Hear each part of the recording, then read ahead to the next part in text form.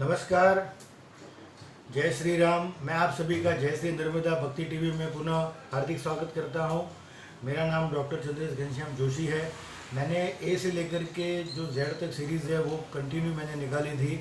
आज जो मेरा है वो जेड के ऊपर अंतिम वाला वीडियो है। इस वीडियो के अंदर मैं आपको बताना चाहता हूँ कि जेड अक्षर वाले कैसे होते हैं। पहली बात तो ये है कि जेड अक्षर वाले काफ़ी मेहनती होते हैं, उनको काम में बहुत ही बारीकी और परफेक्शन पसंद होता है। उसके साथ में यह लोग थोड़े चूजी भी होते हैं। ईमानदारी इनको बहुत पसंद होती है और मेहनत करने में ये कोई कसर बाकी नहीं रखते हैं। आगे इनको क्या करने से फ़ायदा होगा, क्या इनको नहीं करना चाहिए और जो इनको अच्छा हो सके, इस बारे में हम आज वीडियो में चर्चा करेंगे।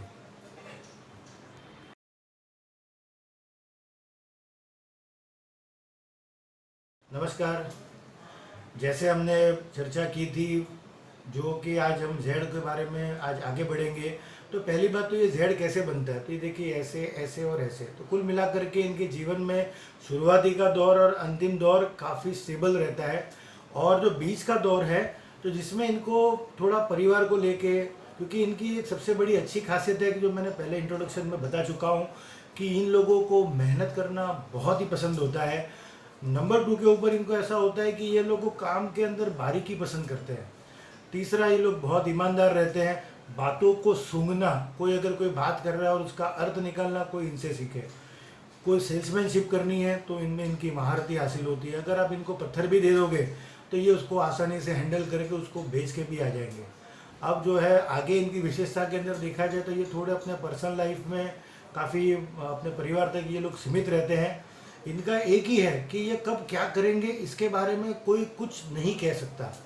ये इन लोगों की सबसे बड़ी माइनस पॉइंट रहती है। पर ये लोग काफ़ी ईमानदार होते हैं, जैसे धर्म कर्म के प्रति काफ़ी ईमानदार रहते हैं। हाँ, इनको थोड़ा बीमारी का दौर इनके साथ में चलते रहता है।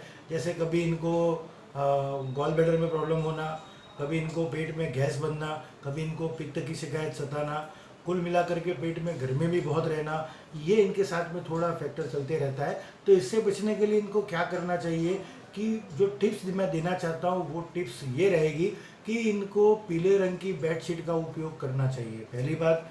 दूसरी टिप, जहाँ पर भी बैठे तो इनको पीले रंग के कपड़े का पीछे रख करके कुर्सी के ऊपर फिर इनको बैठना चाहिए। और अगर स्टोन की दुनिया में मानते हैं, क्योंकि ये लोग थोड़े नास्तिक टाइप में होते हैं, जल्दी किसी के ऊपर विश्वास नहीं करते हैं, तो अगर तीसरी टिप इनके लिए रहेगी कि ये लोग पुखराज रत्न को पहन सके तो पहनिए। लेफ्ट हैंड की फर्स्ट फिंगर में अगर लेडीज़ है तो, राइट हैंड की फर्स्ट फिंगर में जेंट्स है तो, ये इनको पहनना चाहिए। और वो भी गोल्ड के अंदर, वाइट गोल्ड में नहीं, सिल्वर में नहीं, खाली खाली इसी धातु के अंदर। अब जो बात आती है इनको जीवन में ये लोग क्या कर सकते हैं, तो ये लोग बहुत ज़्यादा करके देखे गए तो जो भी चीज़ में सेल्समैनशिप यानी बता करके करने का काम होगा, बोल करके, उसमें इन लोगों को महारती प्राप्त हुई होती है।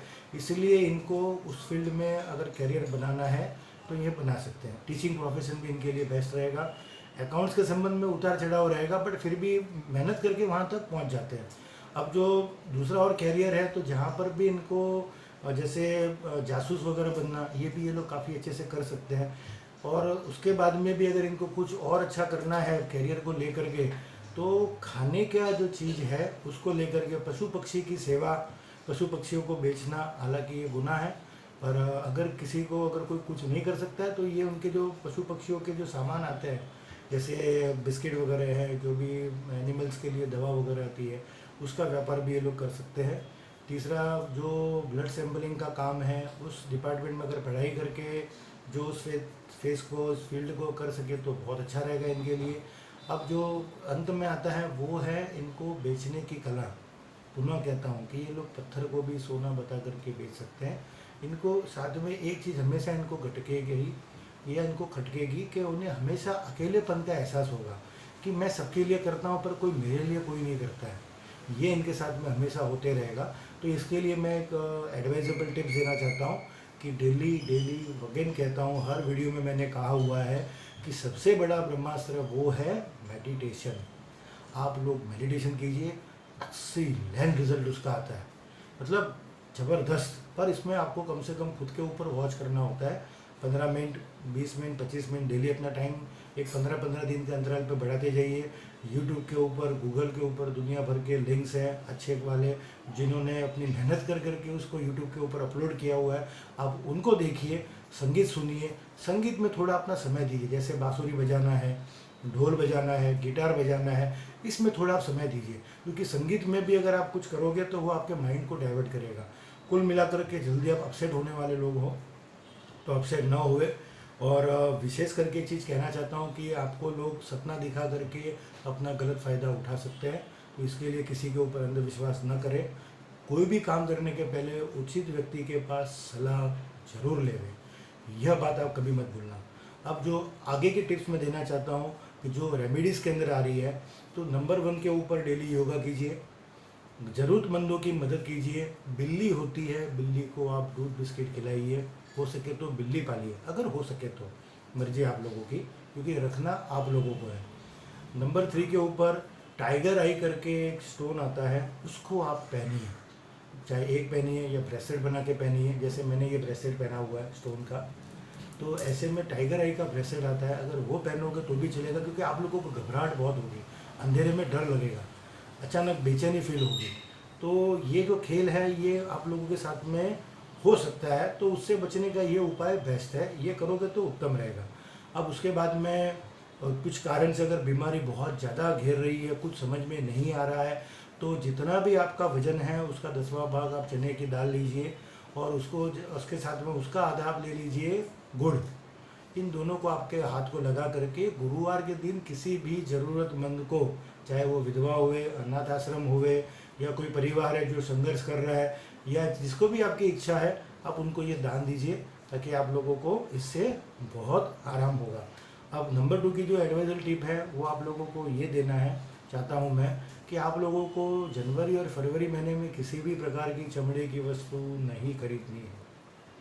अब नंबर 3 के ऊपर जो है, ये लोगों को ओवरऑल सब जाति के लिए कहना चाहता हूँ कि आप लोग 7 नंबर का पेंडेंट बना करके गोल्ड में, या फिर आप सिल्वर में बना करके आप अपने गले में पहनिए, हाथ में पहनना है तो हाथ में पहनिए। इससे आपको प्राकृतिक रूप से थोड़ी हेल्प मिलेगी। इतना जरूर कहना चाहता हूँ कि स्वास्थ्य को लेकर के अगर कुछ भी पीड़ा हुए तो उसको लाइटली ना लेवे, अच्छे डॉक्टर को मिलते रहिए, क्योंकि आप लोगों के साथ में ऐसा हो सकता है कि 2 से 3 डॉक्टर बदलने के बाद ही आपको ठीक होगा।